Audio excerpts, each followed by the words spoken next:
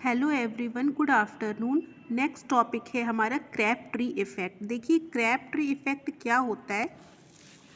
अगर बहुत ज़्यादा सराउंडिंग मीडिया में ग्लूकोज है अगर, ठीक है, तो चाहे ईस्ट की सेल हो या एनिमल सेल, ग्लूकोज को यूटिलाइज तो करती है लेकिन उस ग्लूकोज का सिट्रिक एसिड साइकिल या ऑक्सीडेटिव फॉस्फोराइलेशन में यूज़ नहीं होता है। मतलब फिर से अगर मैं समझाना चाहूँ, नॉर्मली एक सेल में क्या होता है, ग्लूकोज आता है, ग्लूकोज का ग्लाइकोलिसिस होता है, फिर टीसीए साइकिल पे एंटर करता है, फिर उसके बाद उसका इलेक्ट्रॉन ट्रांसपोर्ट चेन के थ्रू ऑक्सीडेटिव फॉस्फोराइलेशन होता है और एटीपी का जनरेशन होता है।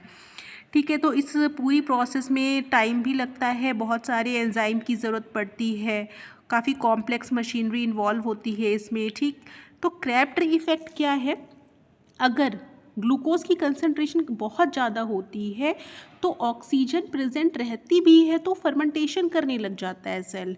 मतलब ग्लूकोज की ग्लाइकोलिसिस होती है और ग्लाइकोलिसिस के बाद पायरुवेट की फॉर्मेशन जो होती है वो अल्कोहल प्रोडक्शन में या लैक्टिक एसिड प्रोडक्शन में इन्वॉल्व होने लग जाती है। उससे क्या होता है, एटीपी तो प्रोड्यूस हो ही जाती है क्योंकि हमें पता है ग्लाइकोलिसिस से एटीपी प्रोड्यूस होगी। ठीक है, एटीपी प्रोड्यूस होती है और बहुत ज़्यादा एंजाइमेटिक मशीनरी या कॉम्प्लेक्स मैकेनिज्म इन्वॉल्व नहीं होता। सेल क्या करती, सेल भी आराम से रहना चाहती है।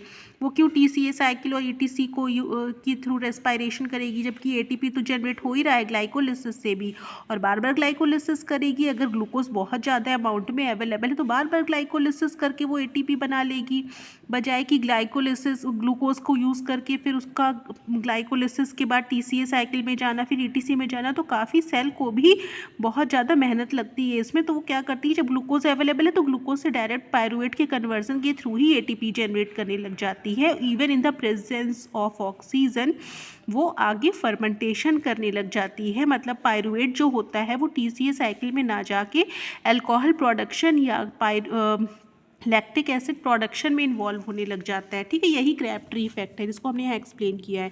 देखिए Crabtree effect is the phenomenon in which yeast cell and animal cell produces alcohol and lactic acid respectively.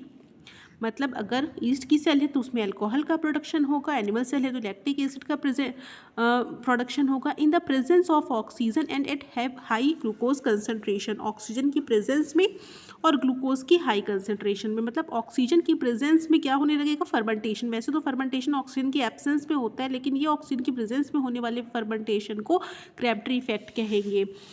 This concept was first introduced by the English biochemist Herbert Grace Crabtree. ठीक है, क्रैपट्री ने सबसे पहले इसको ढूंढा था, इसीलिए इसका नाम क्रैपट्री इफेक्ट पड़ गया।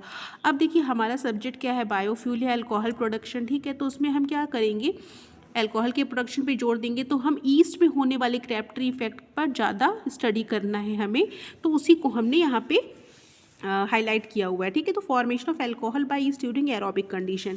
Usually during aerobic condition yeast biomass is produced via glycolysis TCA etc. ठीक है, तो सभी को पता है कि नॉर्मल में क्या होता है, रेस्पायरेशन होता है सेल के अंदर, एरोबिक रेस्पायरेशन, जिसमें ये सारी प्रोसेस होती हैं और एटीपी की फॉर्मेशन होती है। Increasing the concentration of glucose can cause an acceleration of the glycolysis process and produce appreciable amount of ATP through substrate level phosphorylation।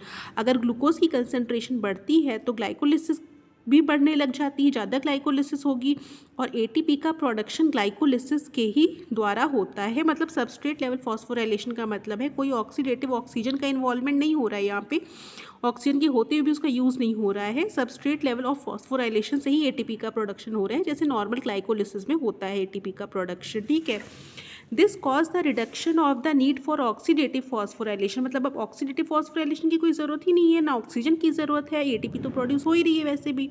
That occurs through the TCA cycle. मतलब ये oxidative phosphorylation और TCA cycle की need को कम करता है और oxygen के consumption को भी कम करता है, क्योंकि इन तीनों की ही ज़रूरत नहीं है अगर बहुत ज़्यादा अमाउंट में ग्लूकोज प्रेजेंट है तो।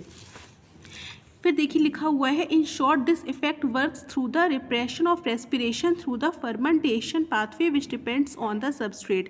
मतलब इसमें रेस्पिरेशन नहीं होगा, फर्मेंटेशन होगा even in the presence of oxygen, क्योंकि ग्लूकोज बहुत ज़्यादा अमाउंट में अवेलेबल है। क्रैप ट्री इफेक्ट को इसीलिए हम एरोबिक फर्मेंटेशन भी कहते हैं। ठीक है, अब कुछ ईस्ट ऐसे होते हैं जो क्रैप ट्री इफेक्ट को शो करते हैं, उनको हम क्रैप ट्री पॉजिटिव ईस्ट कहते हैं। एग्जाम्पल है सैक्रोमाइसिस सेरिवेसी और साइजोसैक्रोमाइसिस पॉम्बी। और कुछ ईस्ट ऐसे भी होते हैं जो क्रैप्टरी इफेक्ट को शो नहीं करते उनको क्रैप्टरी निगेटिव ईस्ट कहते हैं, जैसे ग्लूवाइब्रोमाइसिस, मायरेक्सी एनएस, ठीक है, ये नहीं शो करता है क्रैप्टरी इफेक्ट को। उसमें क्या होता है, ये दुष्ट होता है, ये समझ जाइए। इसमें केवल क्या होता है, रिस्पायरेशन ही होता है, ऑक्सीडेटिव फॉस्फोराइलेशन ही होता है। इसमें क्या होता है, ऑक्सीडेटिव फॉस्फोराइलेशन नहीं होगा जब बहुत ज़्यादा अमाउंट में ग्लूकोज प्रेजेंट होगा, ठीक है। तो ये मेहनत ना करके ईजी पाथवे से ही एटीपी का प्रोडक्शन कर लेते हैं।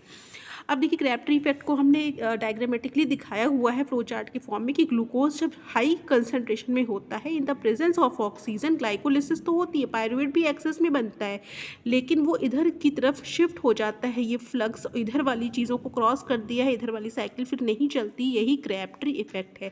इसको आप इस तरीके से ड्रॉ भी कर सकते हैं, ठीक है। तो ये हमारा क्रैप्टरी इफेक्ट हो गया, सिंपल है, इसको एक बार पढ़ लीजिएगा, ठीक है। Thank you.